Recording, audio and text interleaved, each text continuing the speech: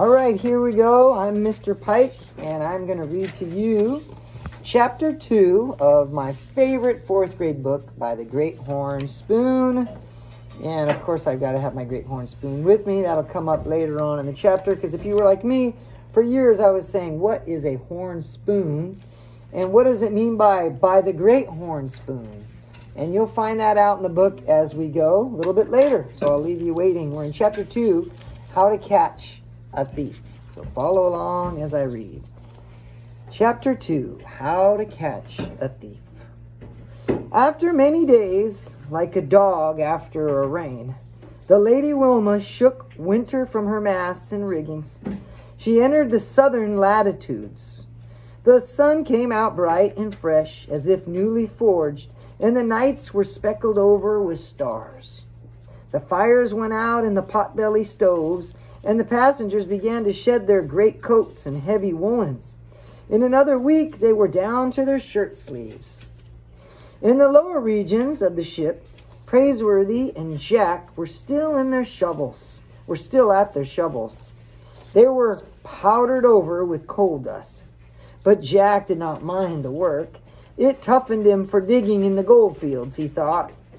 Still, the roaring flames had lost their friendliness. The boiler room was becoming distinctly overheated. Raise your hand if you remember, why did they want to go to the boiler rooms? What was the big plan there?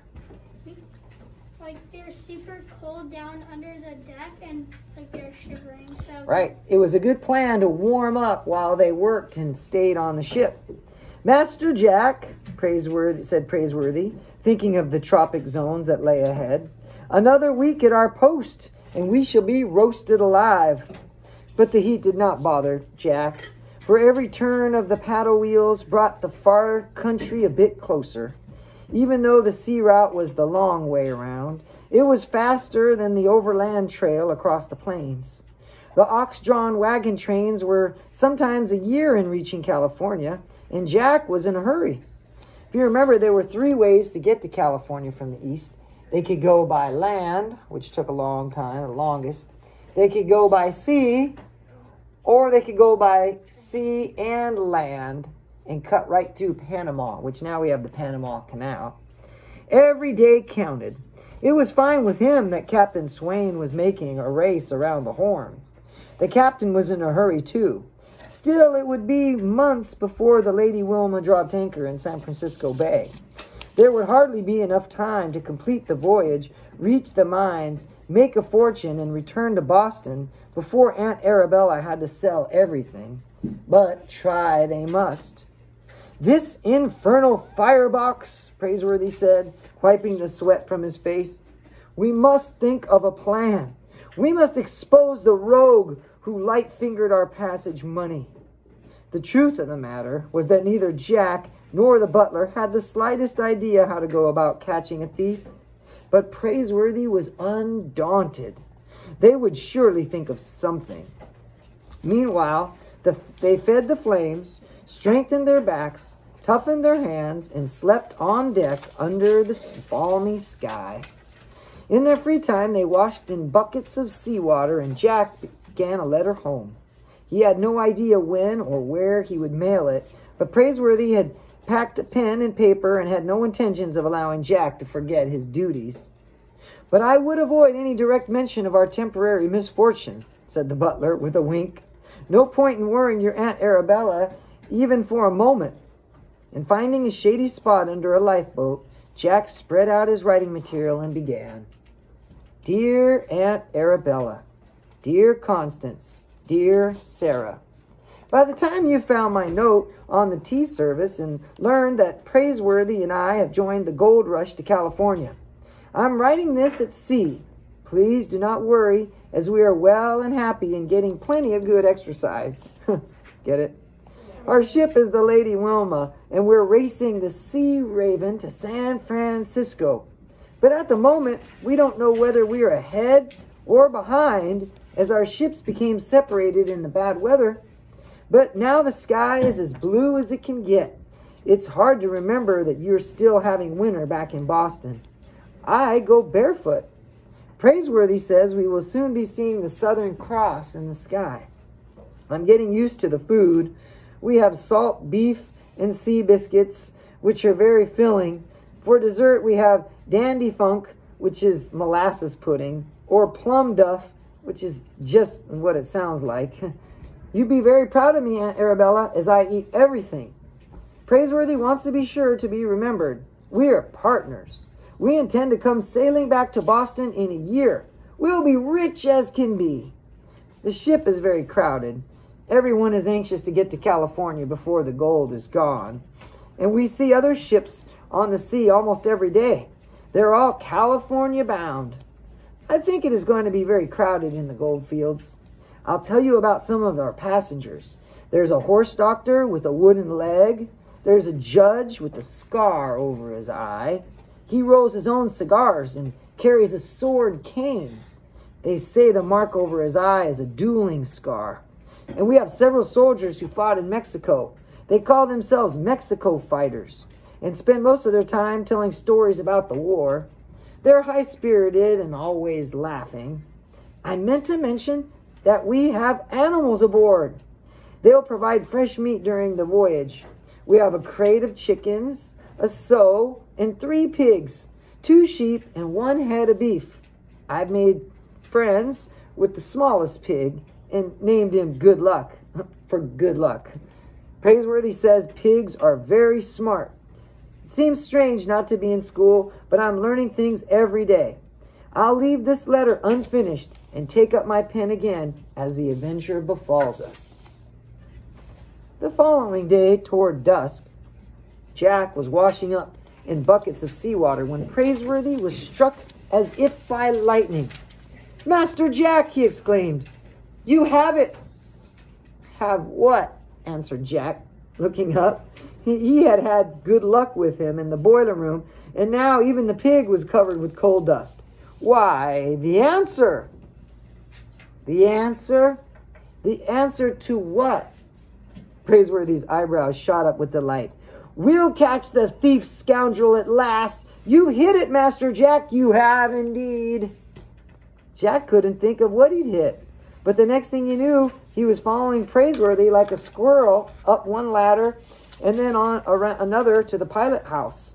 And Captain Swain turned and gave the 2 intruders a weather-beaten squint. His temper, if not the growl of his voice, had improved with the weather. "How is the blasted voyage agreeing with you, my hearties?" "Oh, no complaints, sir," said Praiseworthy. "What brings you above decks?"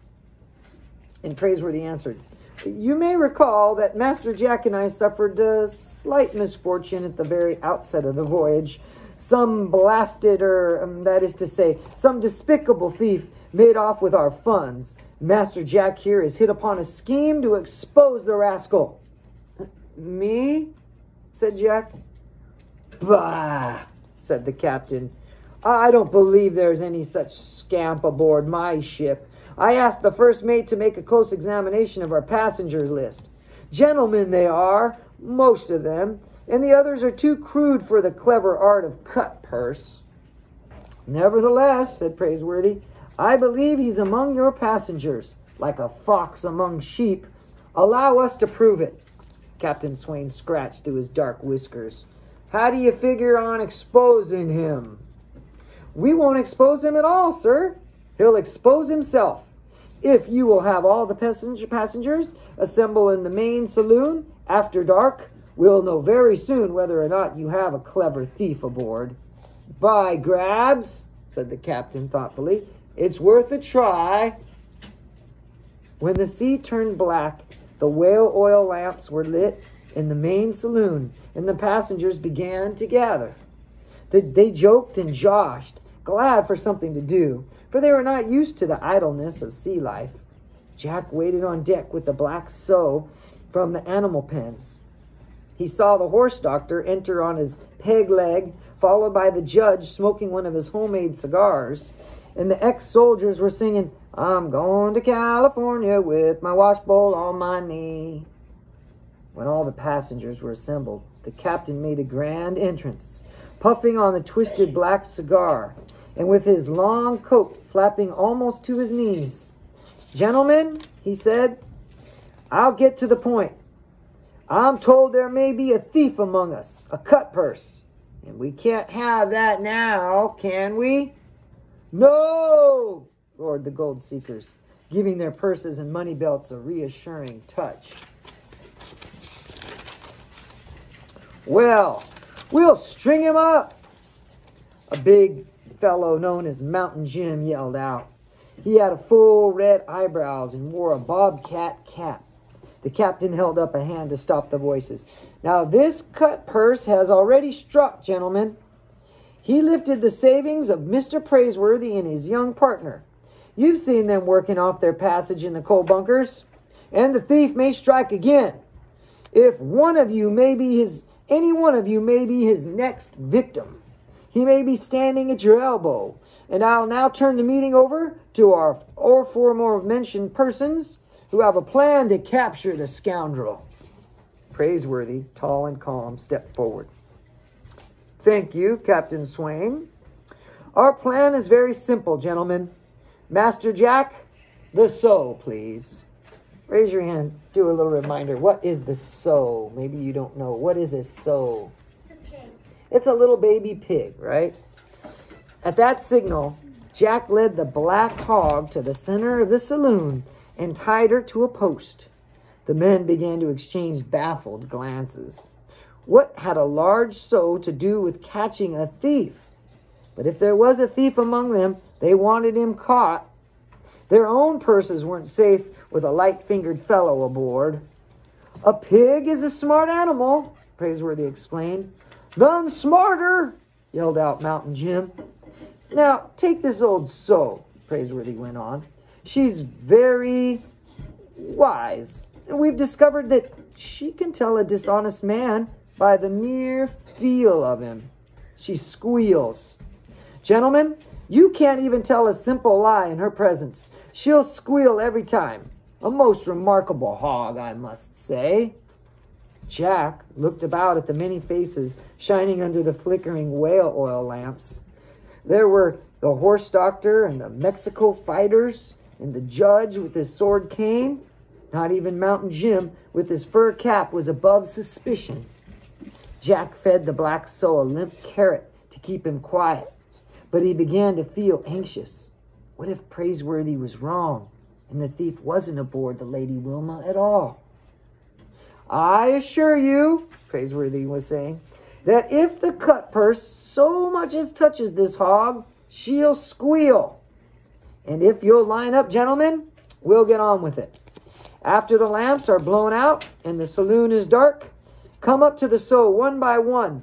Touch her with your right index finger, and when she squeals, we'll have our thief. I'm for it, one of the ex-soldiers said. Yeah, me too. A good plan, the judge said. Suits me, agreed the Dr. Horse, turning on his peg leg. Now, some of you boys get the lamps. Let's see how smart this hog is. If you're an honest man, you've got nothing to fear. A moment later, the saloon was in pitch darkness, and Jack himself held himself very still, feeding carrots to the animal so she wouldn't squeal. One by one, the gold seekers approached and ran a finger along the sow's back. A minute passed. 2. Not a sound from the hog. The passengers scuffed across the deck in their boots, touched the hog, and retired. The men were silent, listening for the squeal that would trap the guilty man. 10 minutes passed, and still they came. Even Praiseworthy felt a bit tense now. When finally the whale oil lamps were relit, the black sow hadn't uttered a sound. She stood in the center of the saloon, wondering what all the fuss was about. Captain Swain stepped forward, scratching his beard as he looked about his passengers and then turned to Praiseworthy. Looks like you made a mistake. That cut purse isn't aboard this ship. By grabs, I'm sorry about you and the lad there, but it looks like you'll be shoveling coal all the way around the Horn to California. One moment, said Praiseworthy, as unconcerned as you please. It's true, the sow didn't squeal, But the guilty party stands in this room, sir. Gentlemen, Master Jack and I took the liberty of powdering this black sow with coal dust. If each of you will now examine your right index finger, where you touched her hide, you will find a black smudge. Every man in the saloon instantly turned up his hand, and there, indeed, was the smudge of black dust. Praiseworthy didn't waste a moment. But one of you, fearing that the sow's squeal would give you away, one of you approached but didn't touch a finger to her back. Look around you, gentlemen. If there's a man among you without coal dust on his finger, he's exposed himself as the thief. Almost at once, there was an outcry from one corner of the saloon. Oh, we got him! We got him! Passengers, suddenly angry, crowded around, and Jack couldn't see who they pounced upon. Oh, we'll string him up! Look there! His finger's as clean as a whistle! It's the judge! Judge my ear! He's an imposter!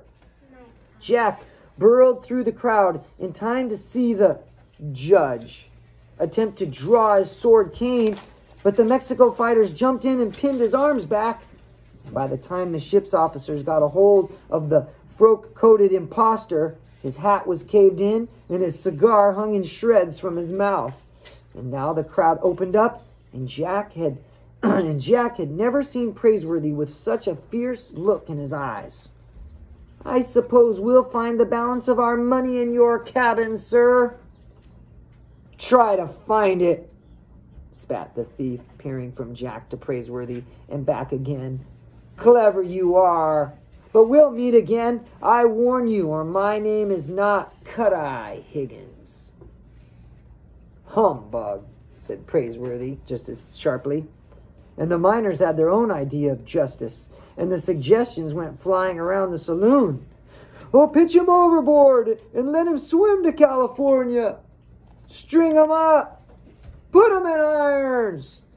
But Captain Swain already had his mind made up. Take him to the coal bunkers. By the time we've crossed the equator by grabs, he'll think he's in Hades. Next time we'll pick up Chapter 3 by the Great Horn Spoon.